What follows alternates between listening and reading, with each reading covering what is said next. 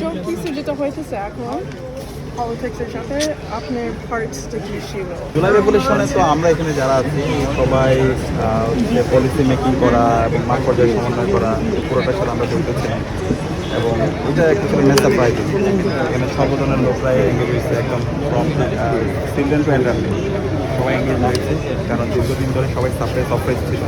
এখানে human violation থেকে শুরু করে ক্যাম্পাসগুলো একটা কনসেন্ট্রেশন ক্যাম্প ছিল, এখানে গণরম গেছে। তো এই জুলাই বিপ্লবের মাধ্যমে আজকে সবাই আজাদি পেয়েছে, সবাই হচ্ছে freedom of expression, freedom of association সবাই, এবং ডাকসু নির্বাচনের মাধ্যমে এটা একটা পূর্ণতা, একটা গণতান্ত্রিক চমৎকার একটা এনভায়রনমেন্ট তৈরি হয়েছে।